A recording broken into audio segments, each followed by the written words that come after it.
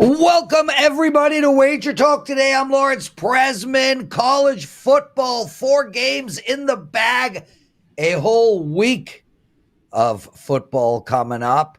But baseball is still happening every day. Lots of winning opportunities, and we're going to talk betting information on that sport today. Bryan Leonard will be joining us. Kansas City at Cleveland, game 1. He's got a bet for you, as well as Toronto playing Boston. Steve Merril after that.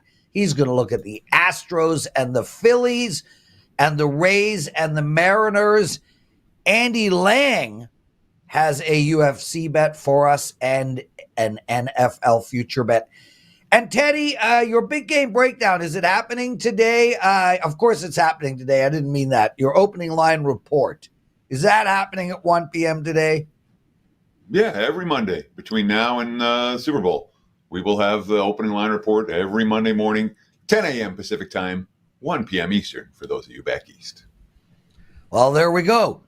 Locked and loaded, ready to rock. Bryan Leonard joining us. How are you, my friend? What's going on over there? I'm doing very well. Excited for the football season to finally be here, and we'll be talking football in later episodes on this show, but we're going to concentrate on baseball right now.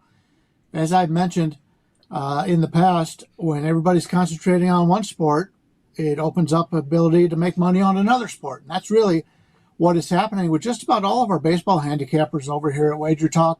Everybody seems to be on a pretty good run, including ourselves. So good time to be betting baseball.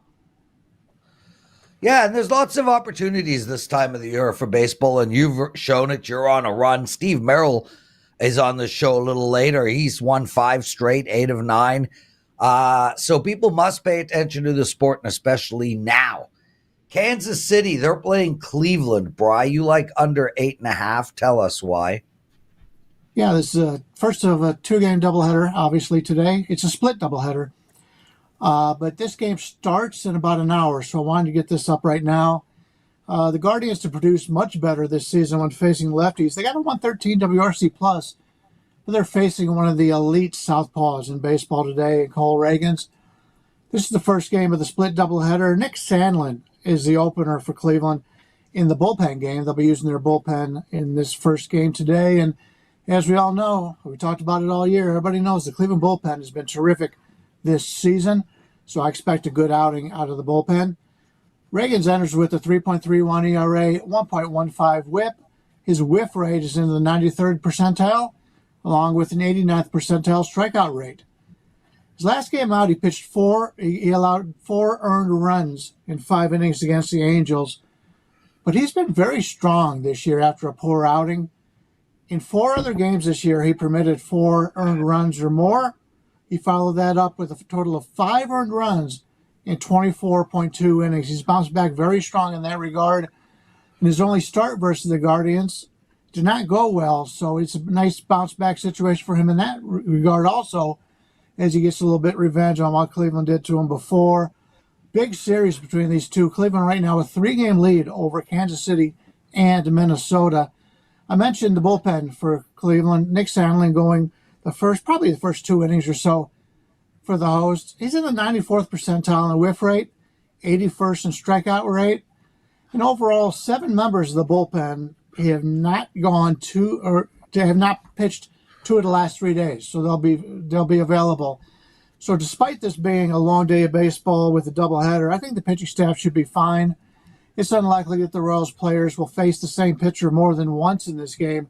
And that's a big advantage. Usually, if you take a look at baseball, your first time you face a pitcher, you do worse. Next time, a little bit better. Third and fourth times, even better. That works out very well for this under in this game. We can get the under 8.5 minus 120. You can also get under 8 at, I believe, plus 102. Your choice on that. But I like this game under the total in the first game of the doubleheader. So let me ask you this, Bri. You talked about Cleveland's success against lefties and the strong WRC plus that they've had against left-handed pitchers this year. You talked about how they smacked Reagans in the first meeting, and yet you're like, no, Cleveland, today's the day they're not going to hit lefties, or Reagans is too good for them to hit or something. Talk about that thought process for me, because it sounds to me like, you have a bullpen game for one team, you have a a team that smashes lefties and has smashed this lefty already this season, I'm missing something. Talk to me about the disconnect. Well, what am I missing? Yeah, the point is, and I've said this before, that there, at least anything that I've been able to read, there's no correlation between pitcher and batter over the years. You might see it. Guys say they see it coming out of the pitcher's hand a little bit better, but in reality, there's really no differentials. And the guys that play fantasy baseball and have made money on it know that when you're playing your games and you're playing your strikeout pitchers and that kind of thing, strikeouts and home run props, it doesn't help at all. So what I'm trying to do is equalize what a pitcher is going to do on the season as opposed to what he's done in a small sample size. And one time facing a team means nothing to me. Reagan's is an excellent pitcher. In fact, if I was to play game one on the side, I'd prefer the Kansas City side here. So, I'm looking to the long haul, most stats possible, and that puts me on avoiding pitchers that are hot and betting on pitchers that are due, that have played poorly. Because if you are a pitcher and you're hot, you don't do anything different. You expect the same thing. But if you have not been pitching well and you're a better pitcher than that, I know you're concentrating on these games. You've gone through everything. You're prepared for the next start. That's why I like to play. And usually the lines maker, I can get a better line on that. Most novice bettors just play hot teams and go against bad teams. And that's how they try to play. And the reason why I'm number one in the regular season baseball this year is because I go against the grain, and that's what you should do. Bryan Leonard, everyone, throwing gems out. Boston has to be pleased that their series against Arizona is in the books. They lost 12-2, 4-1, and 5-7. They are in must-win mode right now, 4.5 games out of a playoff position. They can't afford to continue to lose, and lucky them. They get the Blue Jays. How do we bet this game?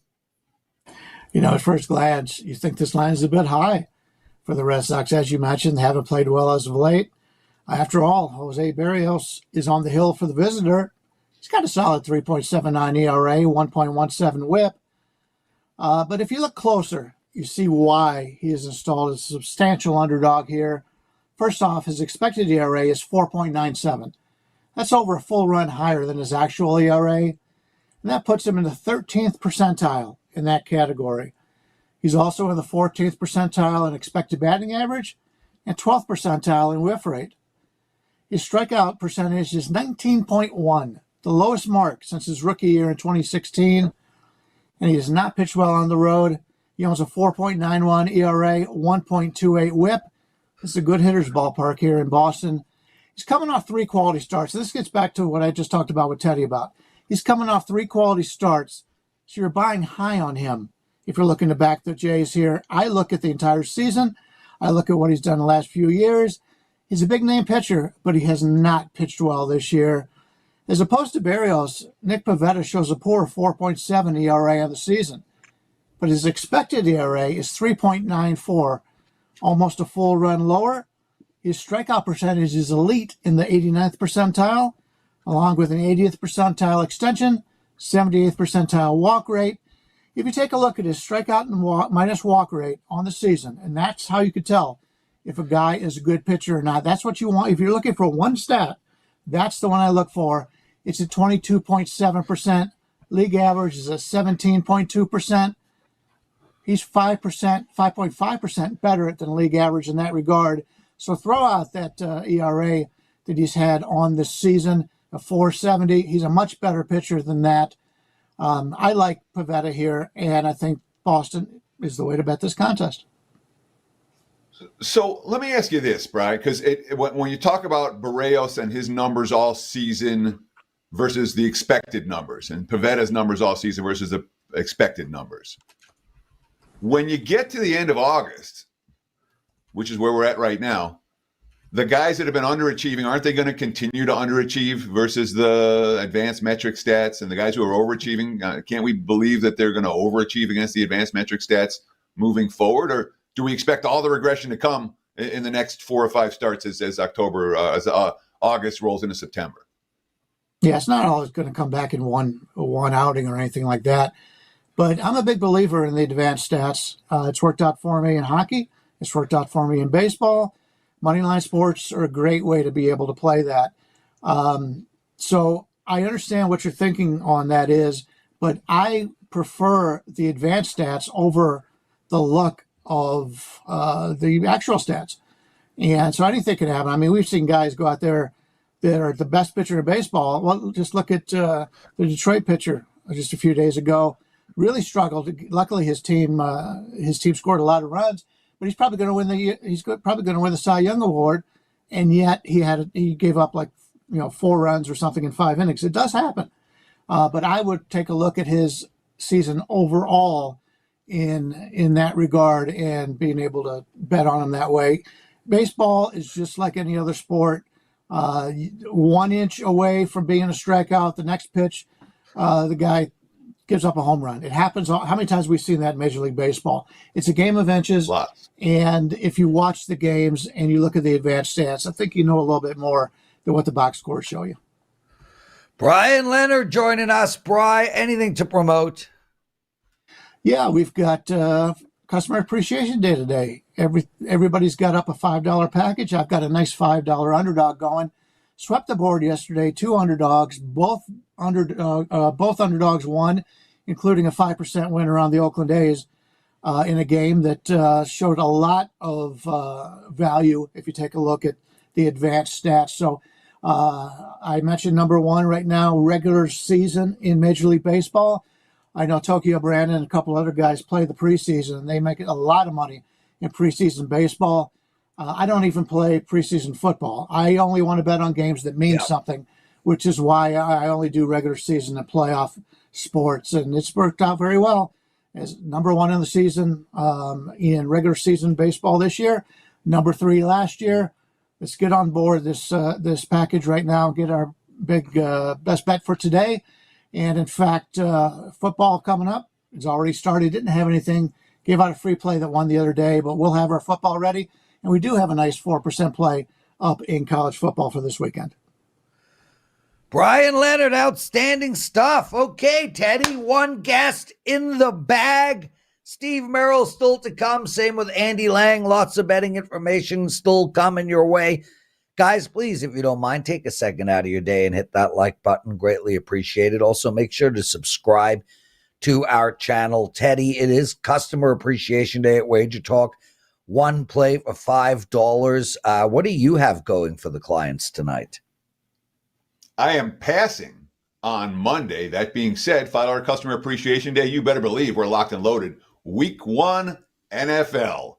How about the Ravens-Chiefs opening night? Get that for $5 right now on my page, wt.buzz/TC. There we go. Okay, dude. It's time for your 6 Bs. Let's do it. Let's talk some bad beats, bad bets, and bad for the books. A little recap of what just happened in football betting this past week. And, of course, we got a little college football to talk about today as well. Start with a couple of bad beats. How about Raiders moneyline bettors against the 49ers?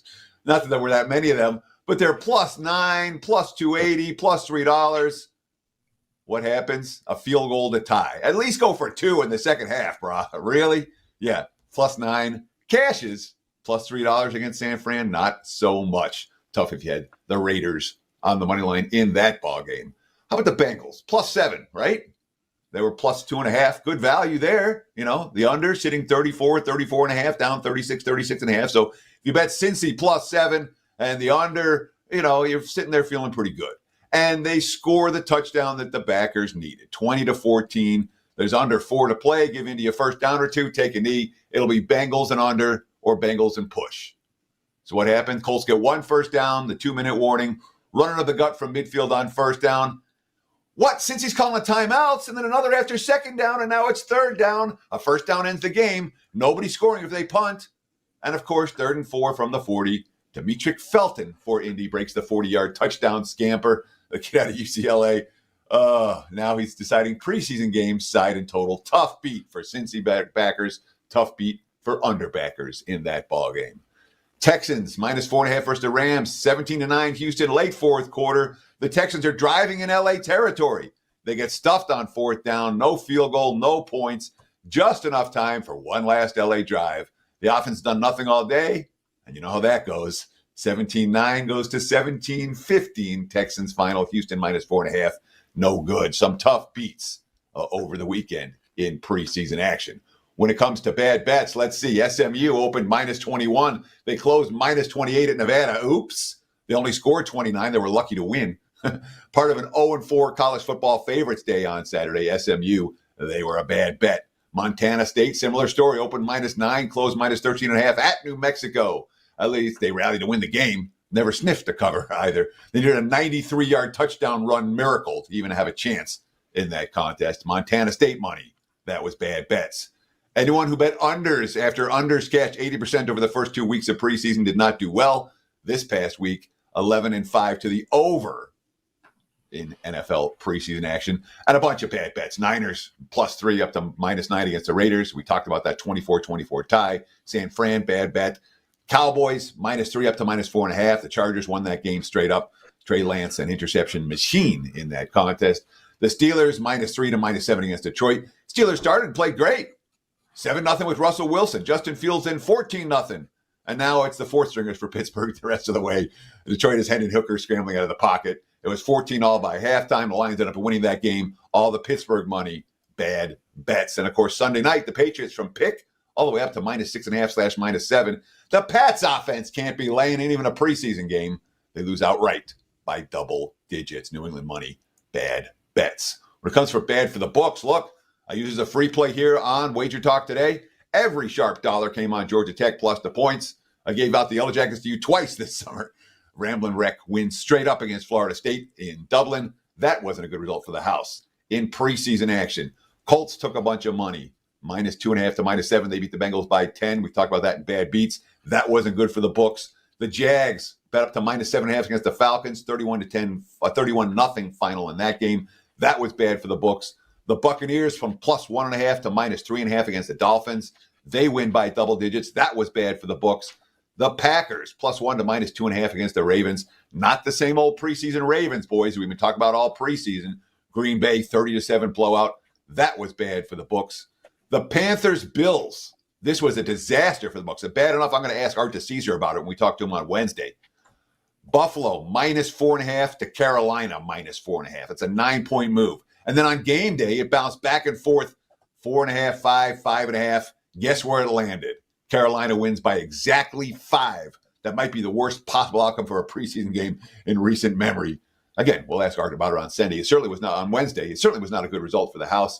And last but not least, last night, Seattle picked to -5. It happened again. Seahawks win by 4.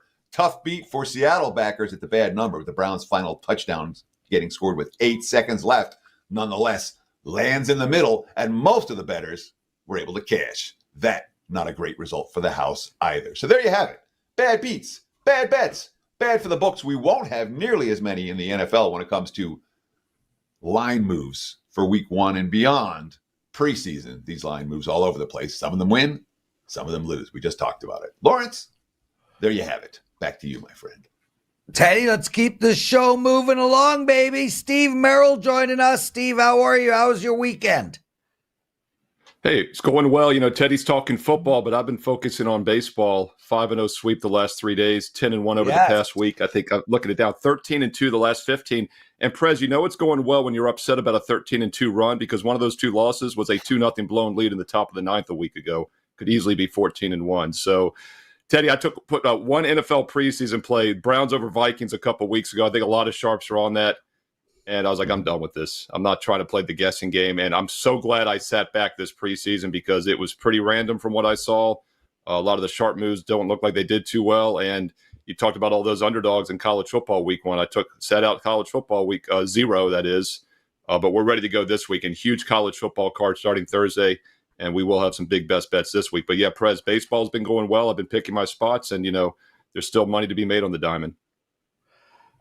Yes, there is. And way to go on your roll, dude. Kicking ass, 5 straight. Okay, let's focus our attention on Houston. They're playing Philadelphia. How do we bet this game? Baseball, unlike football and basketball, it's a long grind, 162 games. Basketball is a bit of a grind, but it's definitely not like football. We use a lot of situational analysis when handicapping football, but we don't do so as much with baseball. But one angle we always makes our short list, I think for many cappers on Monday, is to fade that Sunday night ESPN game, whichever teams play. Now, the Orioles are not playing today on Monday, but the Astros are. And this does not look like a good spot for Houston for several reasons. First of all, a big win last night, Sunday Night Baseball at Baltimore. The Astros are pulling away in that AL West. To put things in perspective, this is a Houston team that started the season 7-19, really underachieved. Since then, they've gone 63-41. That's over a 60% win percentage. No team in baseball this year has won 60% of the games overall. So the Astros have really been the best team in baseball over the last 100 games after that slow start. And they're 4.5 ahead in the division. I think they exhale a little bit tonight. And I have no problem backing Dan Alexander's Philadelphia Phillies, 22 games above 500. For most of the season, they were the best team in baseball. I still think they might be. And this is a good situational spot for Philly tonight at home against an Astros team that might be a little bit flat. Money line's about a minus $1.60, $1.65. Once it gets to that range, I usually start looking at the run line, minus 1.5, plus 130. That's actually my official free play tonight, a game that was just a bit outside from making the cut at WagerTalk.com. I've got one strong best bet tonight for $5, special $5 Monday special, and this was the second game on my list, Phillies minus 1.5 run line. So I wanted to give it to everybody free here on WagerTalk TV. Also have no problem backing Zach Wheeler on the mound, and my pitcher projection ratings look for him to have a good outing tonight, giving up only about 2 runs in over 6 innings. Houston's lineup, by the way, has hit just 4 for 24, 167 career against Wheeler. And Renan Blanco is a guy that vastly overachieved. Even though the Astros were underachieving early, Blanco was overachieving. He got caught for cheating. He's been okay, actually, since. He's definitely been better this season. But I still project him to have an ERA of over 4.7 in this game tonight. So I like the pitching edge, like the situational setup. Phillies either minus 160, 65 money line or minus 1.5 plus 130, I think is the better value on the run line. Of course, the Phillies with travel as well. They played in Kansas City yesterday. They didn't play at night. But I want to ask you about the Phillies' home field edge at Citizens Bank Ballpark, because there hasn't been much of one lately. It feels like we're laying a price for a team that doesn't have much of a home field edge right now. Prior to the All-Star break, they lose 2 out of 3 to the A's. They come out of the All-Star break, lose a series at home to the Guardians, get swept at home by the Yankees, return home, split a series with Miami. Now last series out, they did beat Washington, but they lose the finale of that game. It's not a team that's playing great baseball at home right now. Is that a factor for you at all? Do we worry about home road splits? Do we worry about teams slumping at home a little bit as we come down the stretch of the MLB campaign? I don't focus too much on home road splits. And it's interesting that Philly just played Kansas City because the Royals will probably have the most extreme home road dichotomy this year in baseball. And Philly just won both games Saturday and Sunday, as you know there. And by the way, Kansas City, 41 home wins. That's one behind Philly, 42, Dodgers 43. So Philly still the second most home wins in baseball this season. And the fact they're coming back home, Teddy, without rest, I think this is almost more of a road game. There's not that day off distraction we always talk about after road trips. So it does not concern me tonight. And if anything, maybe we're getting a little bit of value because of it. Steve Merril. Steve, it's Customer Appreciation Day, $5 for one play. I just put mine up right before the show started. We'll talk about that in a sec. What do you have going for the clients? Baseball is going well, to say the least. 10-1 the last 11, 13-2 the last 15. Number one over the last 3 days, 5-0 at WagerTalk.com, 8-1 over the past week. And most importantly, longer term, the last 30 days, 28-12 in baseball, up 58 units, number one at WagerTalk.com. Normally, my top play tonight is $25, but you get an instant 80% discount because it is Customer Appreciation Monday, which means my top best bet, a strong steamroller blowout, is just $5 tonight. Just $5 for my strongest baseball play, and I'm on a 10-1, longer term 13-2, and over the past month, 28-12 baseball runs. Hey, if you've been sitting on the sidelines and missing out, shame on you. Get a $5 best bet tonight right now. Steve Merril, WagerTalk.com. You can get there quicker with shortcut WT.buzz/SM. Steve Merril, awesome stuff. Guys, just to let you know, I've got 2 baseball picks for my clients tonight. I'm going to give them out free at the end of the show if we get to 100 likes. We're at 38 likes right now, so please hit that like button, and I'll give you my 2 client plays for free. Steve, the Rays and the Mariners. Where are we going here, my friend?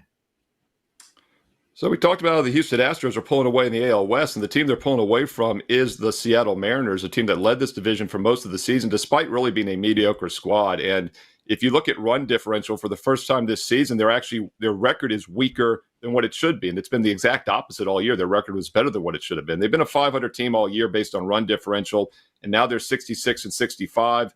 They should be 67 and 64. So the Mariners have lost 7 of their last 10. They're 4.5 out of the division. They're 6.5 out of the wild card. They actually have a better chance of winning the division and catching Houston than getting a wild card spot. And I don't think either one's going to happen, by the way. This team is just 8-12 their last 20. But the Tampa Bay Rays, speaking of the Astros, the other team that started really cold this season was the Tampa Bay Rays, another team that had some bullpen issues after being so strong for year after year. But they haven't really righted the ship all year. They're still 15-15 their last 30 over the past month.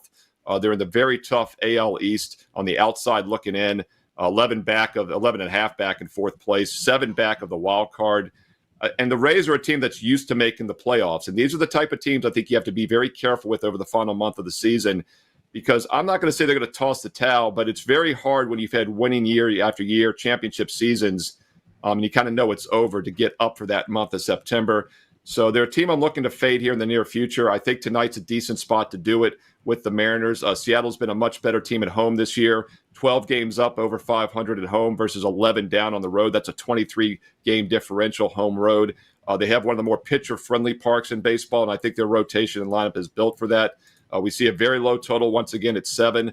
I don't think there'll be many runs here, but I do like the favorite, Seattle, with Miller minus $1.30 or so. Shop around. That's pretty much the consensus line right now. And if you look at Miller's numbers overall this season, 3.3 ERA, but he has been lights out. One of the best pitchers in baseball since early July. Over his last 7 starts, 1.99 ERA. Now, Tampa's starter also 2.0 over his last 7, much better than his overall numbers. But I like the situational spot for Seattle here, and I like Bryce Miller on the mound as a short favorite. So we'll look at the Mariners minus $1.30. And big picture, I'd be careful with the Rays here over the next month. So that's an interesting takeaway from the Rays, because I look at the Rays as saying, wow, this team's dangerous right now. You know, they're 6-2 in their last 8 games. They've been to the – this is a team that we expect to be competing for postseason berths.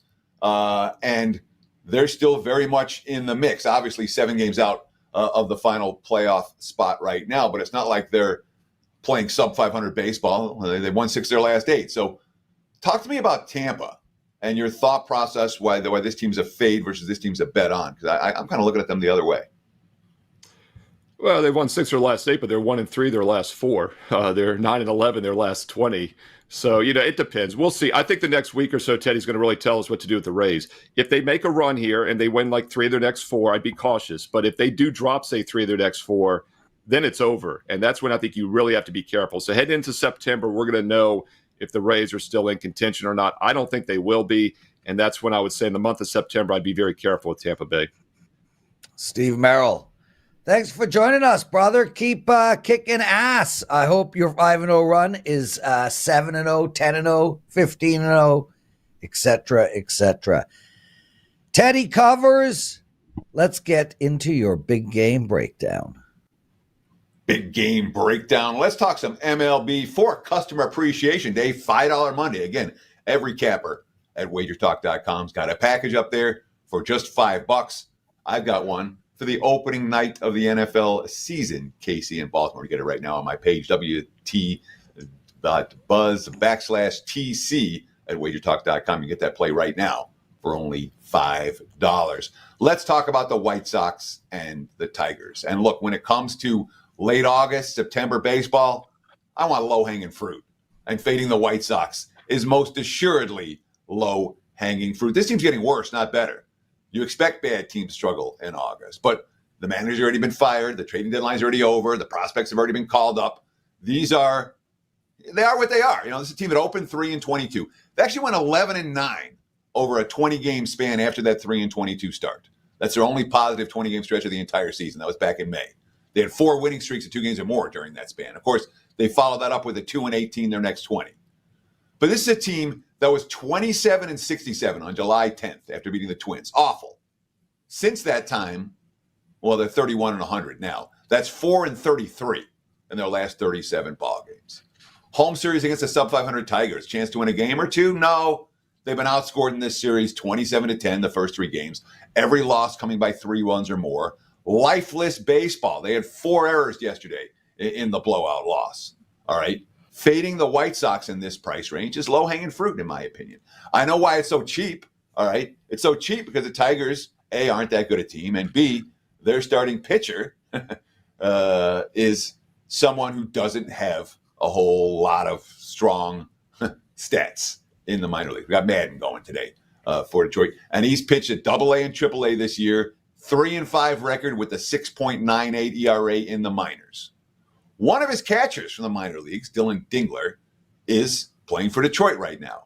His quote, talking about why Madden's numbers are so bad this year, quote, he was just having some troubles locating secondary pitches, and then that overexposed his fastball.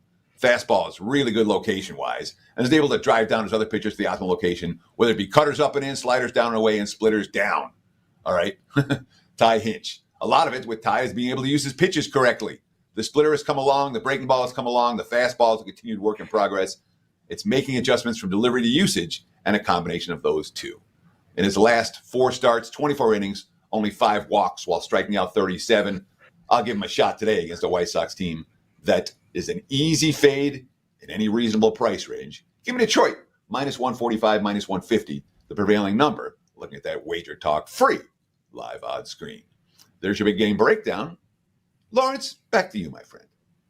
Teddy, a week ago, to the minute, okay, maybe to the 10 minutes, I suggested that everyone fade the White Sox blindly moving forward. Mm-hmm. I got abused. No, why would you do that? They've lost 23 out of 24. This is a terrible time. They're clearly going to go on some type of correction. Okay, let's move on. You were right. You were absolutely right in that regard, Lawrence. Good take. Yeah. And the interesting thing about it, Teddy, is I really let this show breathe. This show is about you, and it's about the experts, and it's about everybody giving incredible betting information. I sit back every show. I don't ask follow-up questions. I just keep the show moving. Sometimes I'm stupid, make dumb remarks, ask softball idiotic questions. Take the over. But dude, when I give out betting info, write it freaking down, bro. Not you specifically, but man, there are nuggets inside of this brain. By the way, my hair looks amazing today, Teddy. What are your thoughts? My thoughts are there are nuggets inside that brain. I'm only thinking poop jokes with that. Lay it on. Give me 2. That's all we need. It's just a concept. Andy Lang, what do you think about my hair today, dude? I think I'm having a great freaking hair day. Looks great. You laugh out loud was when you said, "I just let the show breathe." That's the quote. Yeah. The quote of the day. Well done. Everyone's hair is looking great today. We're all having good hair days. Nice to have you with us, brother. Adam Theilen, you got a prop bet for us on him, and wow, boy, did that guy watch his career go up in smoke. One quick move. Hopefully his bank account is doing well for that. I never quite understand. If I was a professional athlete, I would Tom Brady it all day long. Give me less money and put me on a winner. With that said, he's on Carolina and going freaking nowhere. What do we do with you? Got a prop bet for us on him? Yeah, it's a low number, but we're going under 3.5 touchdown catches for him this year. It's -135. And you said it. There's just a lot of things to not like about his situation this year. He's 34 years old. That's kind of the big one. That's, getting up there in years for wide receivers. So last year he played all 17 games. So he had all of the health things go his way. He had 137 targets. 103 catches, monster numbers, but only 4 touchdowns. And Bryce Young only threw him 3 of them. Andy Dalton actually had one of them. So this is not a guy that seemed to have a great rapport with Bryce Young. And on top of that, the Panthers only had 13 passing touchdowns the entire season. This is not an offense that has produced a lot of touchdown catches. And now you add Deontay Johnson there. I'm not really sure how involved Adam Thielen's going to be in this offense. So he gets over this 3.5 number last year, but played all 17 games, had 137 targets. I don't see that happening again. 103 receptions. That's a lot. I'm not sure he gets anywhere close to that one, and only 4 touchdowns. So you got a bad team, bad offense, aging wide receiver. Unders are the way to go in this one. So isn't Carolina going to be better? I mean, don't we expect every stat from the Panthers to be not just better, but a lot better this year? At least a little better. They're not going to be worse, are they? Or are we just looking at this Carolina, with a second-year quarterback? Is there going to be improvement, or is Carolina just, let's start fading them this year just like we faded them last year? I honestly, it kind of starts with the top down. I mean, this is an organization that just goes through coaches, like Prez goes through cigarettes. So I don't go through cigarette. What the hell, Andy? That's poisonous. That shit will never enter this temple.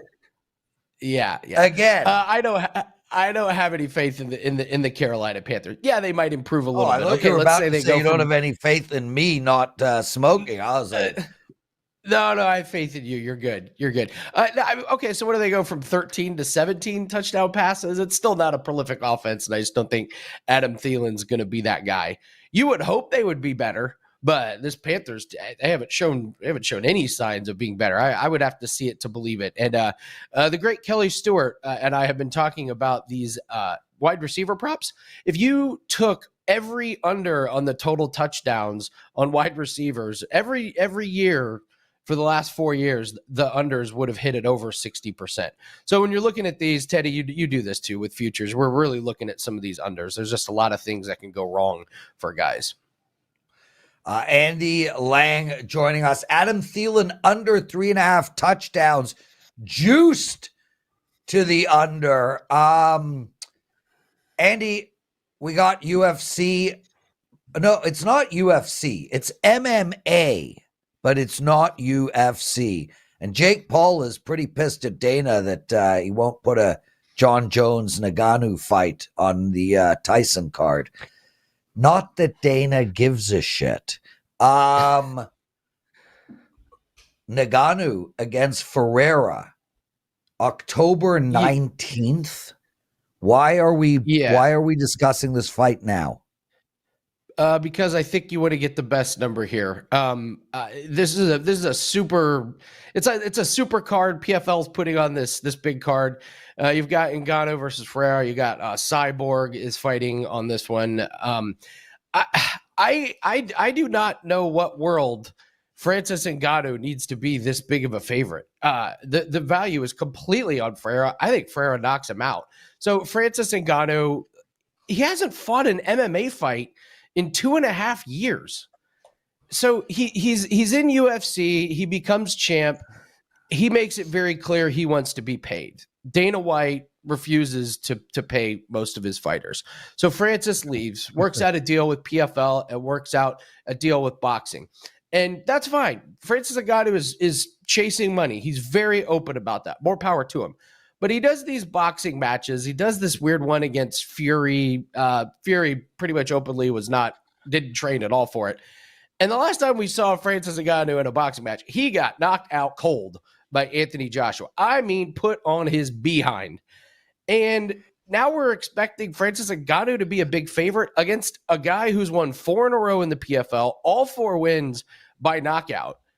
And Francis Ngannou's 37 years old, and he's openly chasing money. I actually think the big win for Francis Ngannou is the paycheck for this. That's what he's about these days.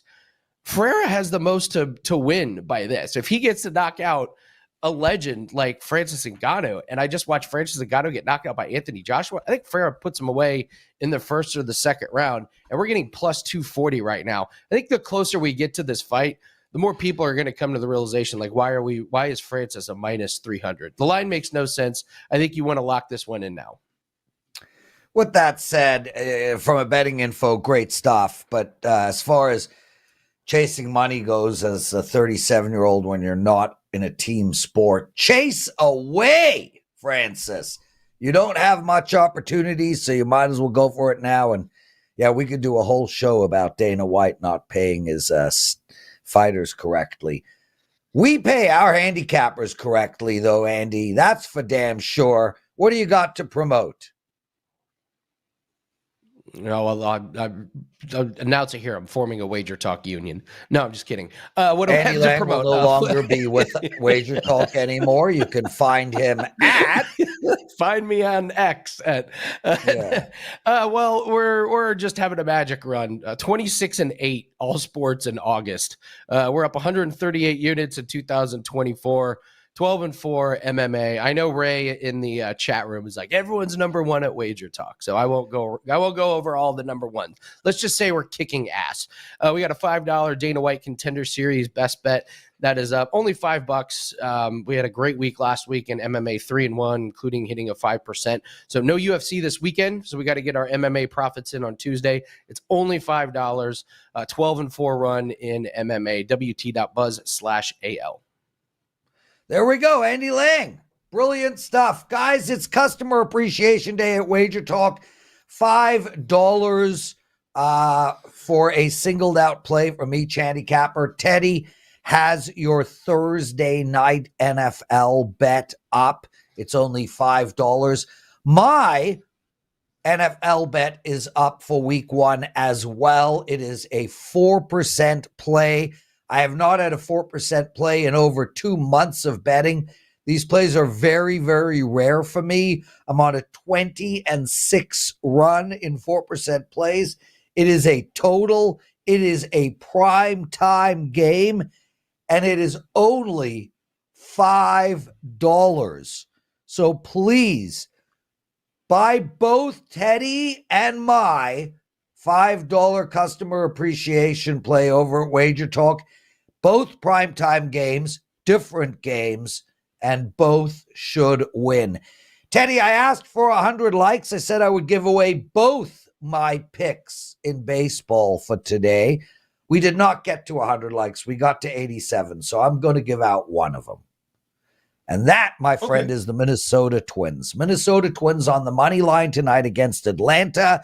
We got Ober going with the Twins. And Teddy, I love backing this guy at home. 2.78 ERA, 7-3, a record at home when he starts for the Twins. He's won 6 straight in a row. Run differential of 25 runs. And the Twins bats give him run support at home. I don't see this changing. That's where I'm going. Take Ober and the Minnesota Twins on the money line against Atlanta. Thanks for watching, everybody. We'll see you all tomorrow.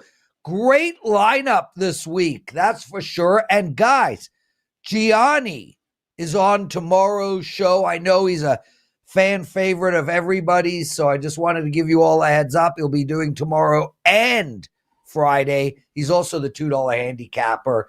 Teddy, my brother, it's lunchtime for me. Montreal smoked meat sandwich from Center Street Deli. Take us home. Sure, that's going to wrap it for the Monday edition of Wager Talk Today. Lawrence talked about tomorrow's show. I'm going to talk about the NFL opening line report with myself and Joe Ranieri filling in today for Drew Martin taking the day off. We'll do that at the top of the hour, 15 minutes from now, right here on the Wager Talk YouTube channel. So between now and that show, 15 minutes. Go find a beverage, hang out. We'll talk to you then. And between now and tomorrow's show here, enjoy the games and good luck with all your bets. Take advantage of $5 Customer Appreciation Day. Cheers.